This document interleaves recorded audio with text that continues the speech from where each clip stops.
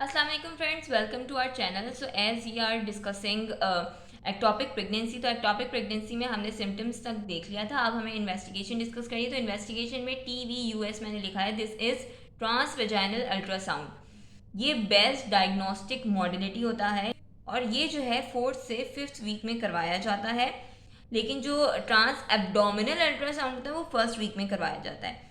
सो इसमें हमें क्या फाइंडिंग मिलेगी कि अगर हमें इंट्रा यूट्राइन प्रेगनेंसी मिली तो हम एक्टोपिक प्रेगनेंसी को एक्सक्लूड कर सकते हैं, लेकिन अगर हमें ट्रांस वेजाइनल अल्ट्रासाउंड में हमें यूट्रस एम्प्टी मिला लेकिन हमें एक कुछ एडनेक्सल मास हमें नज़र आया है, सो हम उसको एक्टोपिक प्रेगनेंसी को डायग्नोज कर सकते हैं। एडनेक्सल मास का मतलब होता है कोई लंप है टिश्यूज़ में नियर यूट्रस के किसी भी टिश्यू में, जैसे कि फेलोपियन ट्यूब या ओवरी में कोई लंप सा हमें नज़र आ रहा है, so that is adnexal tissue या एडनेक्सल मास।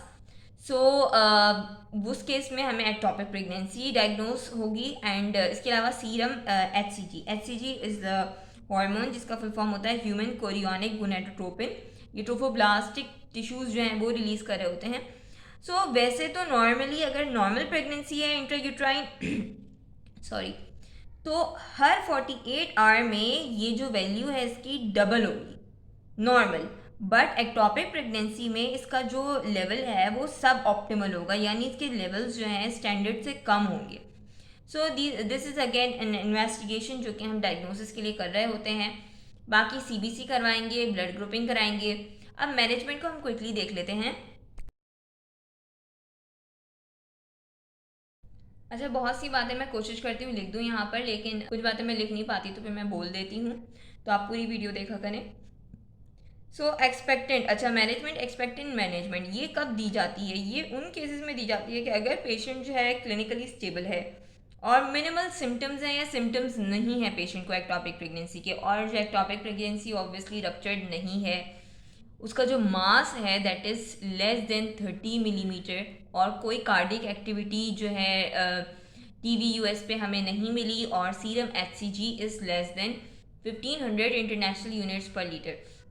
सो अगर हमें ये सारी कंडीशन के साथ पेशेंट प्रेजेंट कर रहा है तो हम उसकी जो मैनेजमेंट करेंगे वो इस तरह करेंगे। और ये इंक्लूड क्या करवा रही होती है? सबसे पहले तो हमें वेट एंड वॉच करना होता है। क्यों? क्योंकि स्पॉन्टेनियसली ज़्यादातर केसेस में स्पॉन्टेनियस रेजोल्यूशन हो जाता है एक्टोपिक प्रेगनेंसी का, ठीक है। So we have to wait and watch के कुछ रप्चर होने की तरफ, आगे सीवियरिटी की तरफ तो नहीं जा रहा है, इसलिए हमें देखना पड़ता है, और बाकी ये स्पॉन्टेनियसली रेजोल्यूशन इसकी हो जाती है। इसके अलावा पेशेंट जो है उसमें सिर्फ हमें उसकी सीरियल HCG मेजरमेंट्स करवानी होती हैं 20 डेज तक, जब तक वो नॉर्मल नॉन प्रेग्नेंट लेवल पे ना आ जाए, यानी एक्टोपिक प्रेगनेंसी, इससे हमें पता चलेगा कि हाँ रिजॉल्व हो गई है।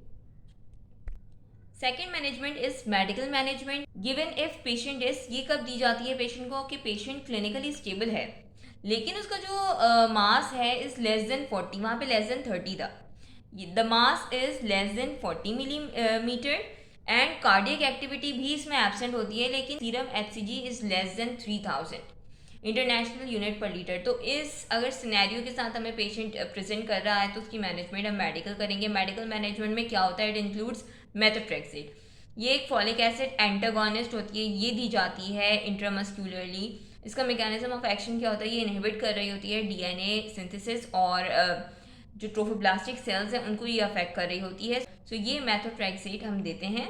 अच्छा, लेकिन मेथोट्रेक्सेट देते हैं तो उसकी कुछ कॉन्ट्रा इंडिकेशन भी होती हैं, हमें ये भी इस बात का ध्यान रखना पड़ेगा, और ये कि फर्स्ट डोज अगर हमने दी और बीटा HCG जो है वो 15% से कम नहीं हुआ, देन फिर हम उसको सेकेंड डोज उसको देते हैं।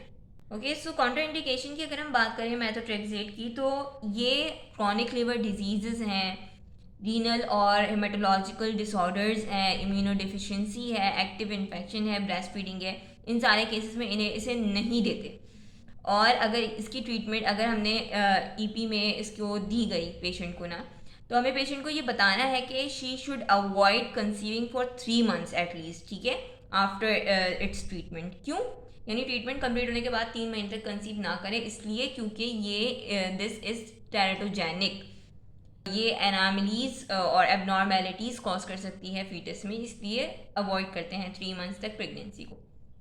नाउ हम नेक्स्ट वीडियो में सर्जिकल मैनेजमेंट देखते हैं। छोटा सा रह गया है बस सर्जिकल मैनेजमेंट, और फिर ये हमारा एक टॉपिक प्रेगनेंसी जो कि बहुत इंपॉर्टेंट है, ये हमारा टॉपिक कवर हो जाएगा। सो सर्जिकल मैनेजमेंट हम दूसरी वीडियो में डिस्कस करते हैं।